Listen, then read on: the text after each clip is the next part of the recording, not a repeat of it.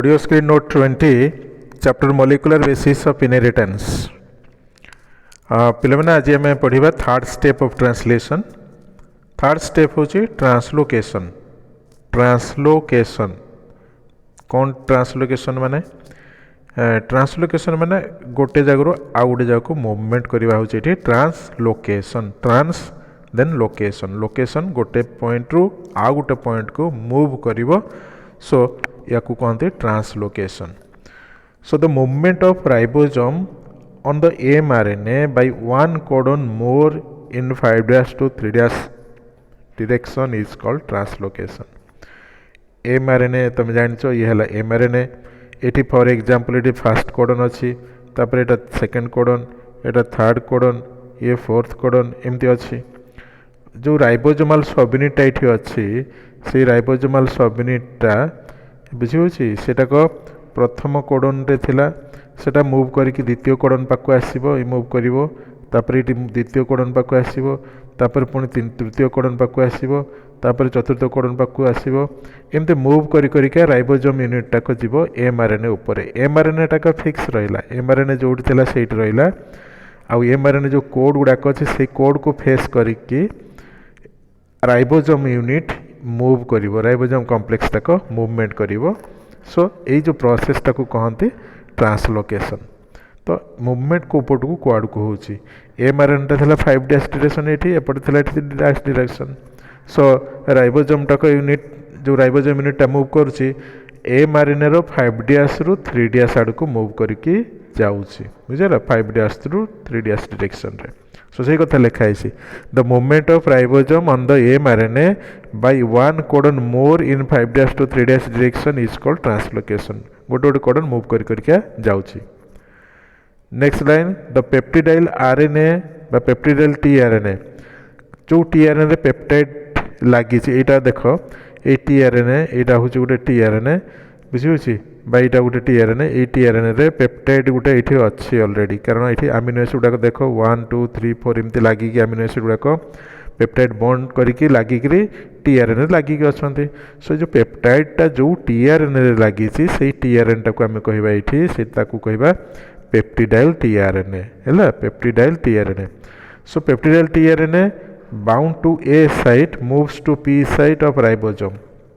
तो ये जो ए साइट अच्छी पी साइट अच्छी ई साइट अच्छी जो राइबोसोम एमती गोटे आड़ को मूव कर चलो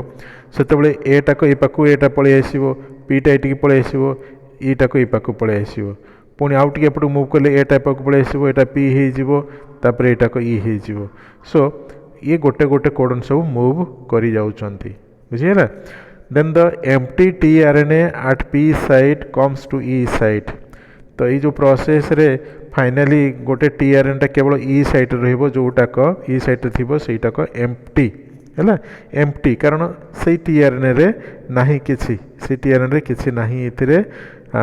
लागी कि नाही अमीनो एसिड। तो सही empty tRNA at P site रे जोटाक एम्प्टी थिबो कौन है ना वर्तमान प्रथमे धर ये पेप्टाइड टाक पी रे लगी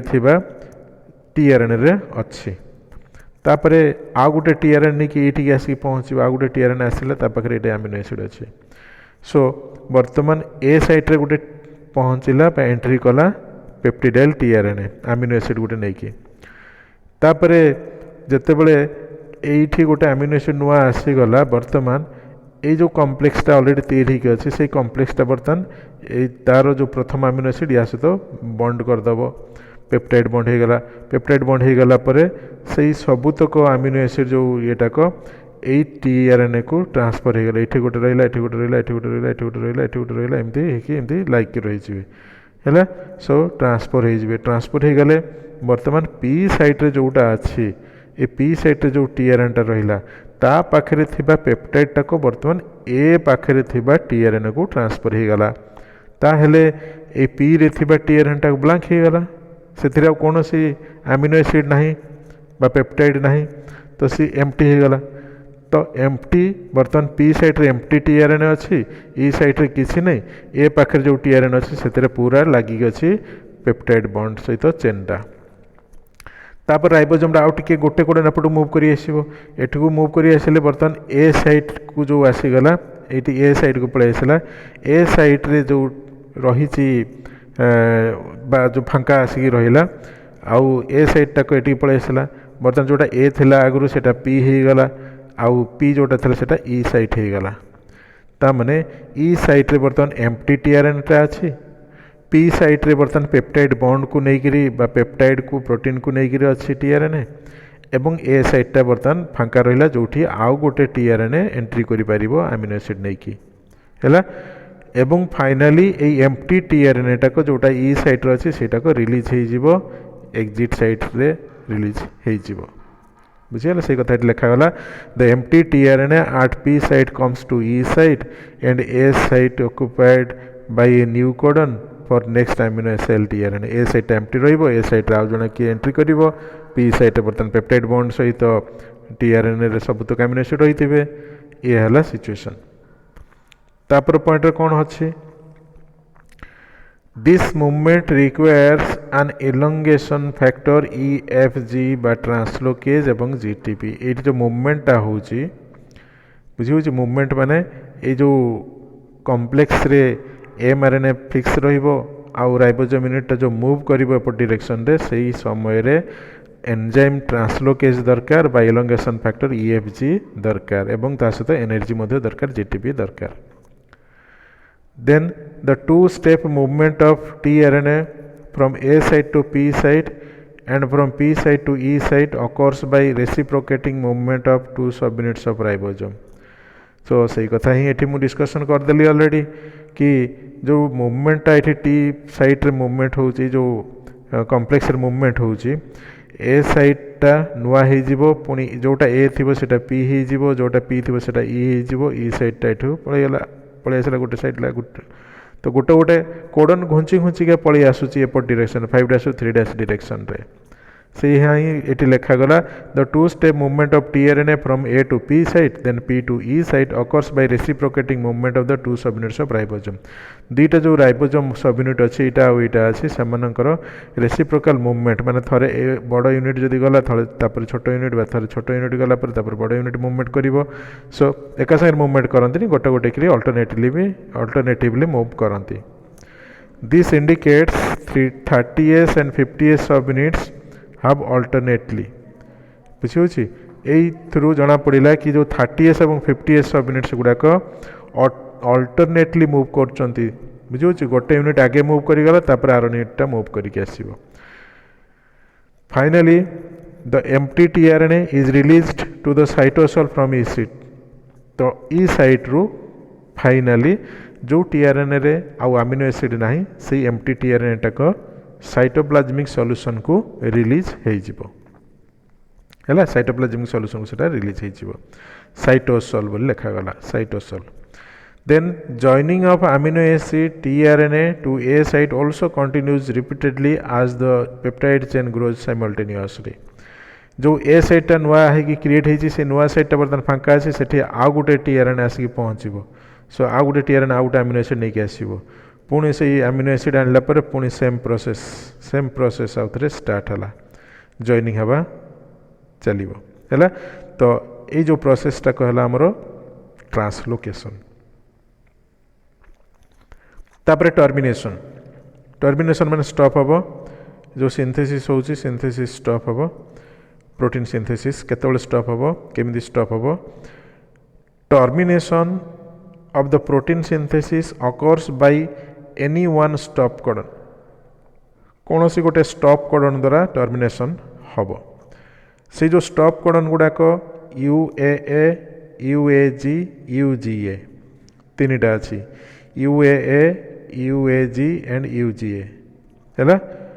अकेर अंबर आउ अपाल अकेर अंबर देन अपाल तीनटा स्टॉप कोडन बा नॉनसेंस कोडन तीनटा रोची ये जो नॉनसेंस कोडन बा स्टॉप कोडन जिते ए साइट्रे आसिक पहुँचो ए साइटा जो गोटे नॉनसेंस कोडन पाखे पहुँचो कारण नॉनसेंस कोडनटा कौटी अच्छी mRNA लास्ट पटक थी सो ये जो नॉनसेंस कोडन पाखे जो ए साइटा को पहुँचो एमती घुंची घुंची आसिक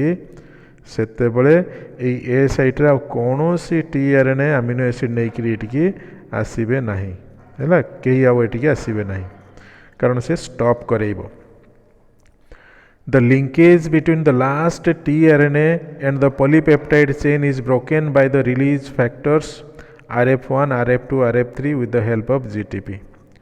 एवं ये जो रही पेप्टाइड टाक रही एमती लगिक अच्छे सो सब गुड़ा पेप्टाइड बंधर बांधिक अच्छा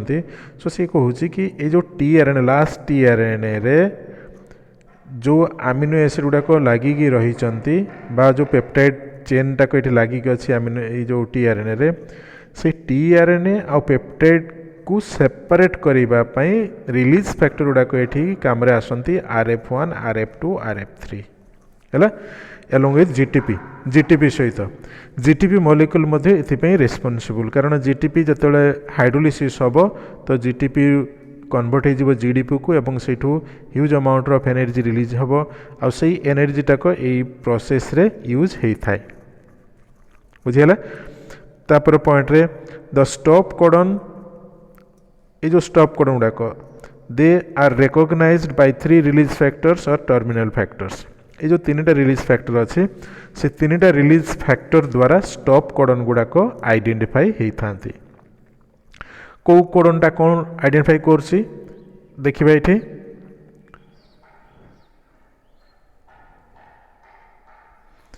द फेनोमेनन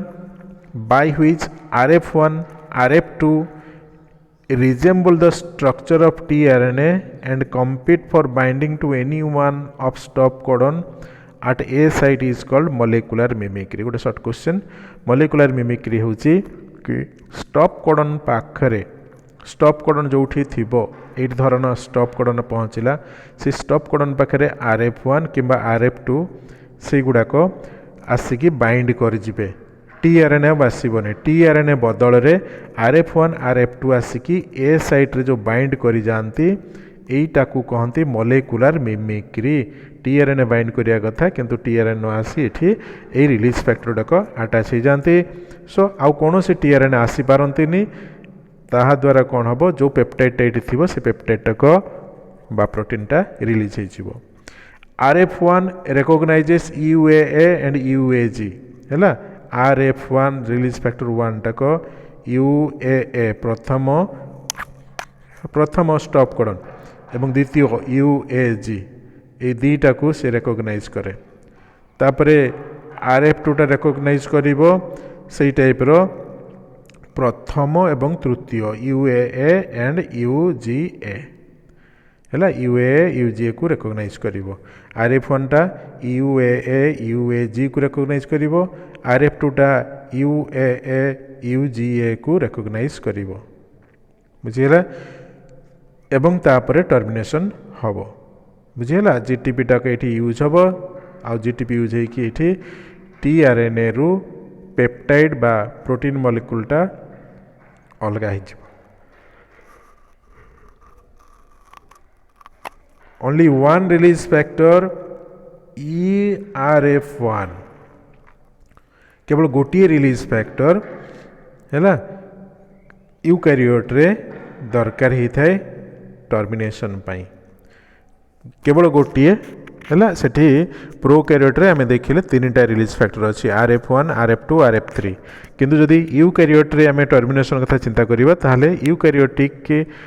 एनिमल्स बा ऑर्गेनिजम्स रे जतबेले प्रोटीन सिंथेसिस स्टॉप हुए बा टर्मिनेट हुए से समय केवल गोटे रिलीज फैक्टर ये व्यवहार हुए सेटा होची ERF1 है E stands for eukaryote RF1 माने रिलीज फैक्टर 1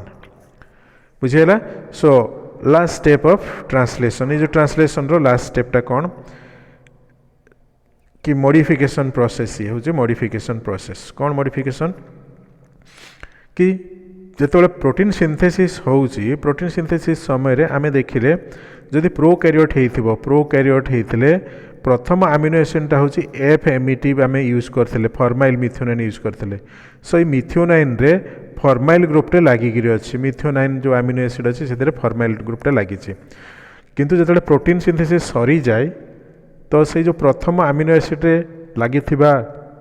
फॉर्माइल ग्रुप टाको रिमूव हुए बा सेटा को बाहरी जाए ताको बाहर करिया पे गोटे एंजाइम मध्ये इन्वॉल्व हुए एवं फॉर्माइल टाको रिलीज हो गला परे एक्चुअली जो फंक्शनल प्रोटीन टा तैयारी हेबा कथा सेटा को तैयारी होची कौन ताले होची एठी इवेंट्स देखिबा starting amino acid for a polypeptide chain in prokaryotes is N formyl methionine बुझिले कि एन फॉर्माइल मिथियोनाइन प्रथम अमीनो एसिड दरकार हितला तापरे सो द क्लीवेज माने splitting cleavage of formyl residue from protein is called deformylase enzyme is carried out by deformylase enzyme so deformylase enzyme टाक methionine रु जो फॉर्माइल ग्रुपटा लगी फॉर्माइल ग्रुपटा को रिलीज करदेव बाहर करदेव डिलीट करदेव तो ये डीफॉर्माइलेज एंजाइम टाक ये काम करे सो गोटे इक्वेशन दिखाई तले देख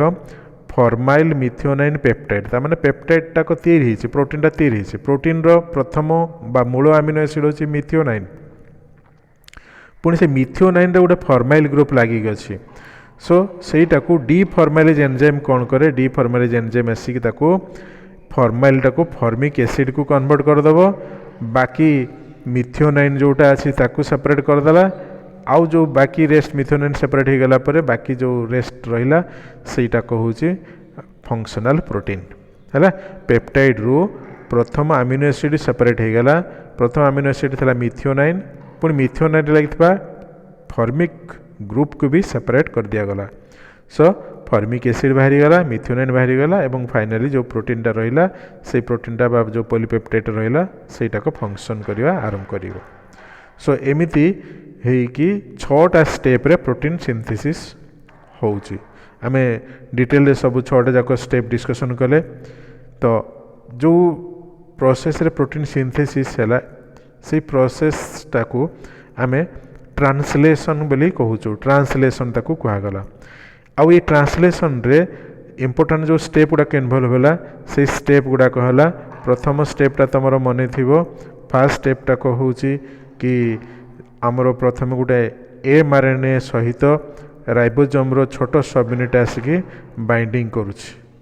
बुझे राइबोजोम छोट सब यूनिट को बाइंडिंग करुच्ची तापरे प्रोसेस जो होची सो प्रथम स्टेपटा होची binding of mRNA to ribosome बुझेगा mRNA टाक राइबोजोम सहित अटैच हो प्रथम स्टेप है तापरे अमीनो एसिड जो साइटोप्लाज्म अच्छी से अमीनो एसिड गुड़ाक सब एक्टिवेट हेबे अमीनो एसिड गुड़ाक एटीपी प्रेजेंस रे से गुड़ाक एक्टिवेट होता तापरे एक्टिवेटेड अमीनो एसिड गुड़ाक इनिशिएशन प्रोसेस रे टीआरएनए द्वारा आसिकी से गुड़ाक राइबोजोम कॉम्प्लेक्स रे एंट्री करती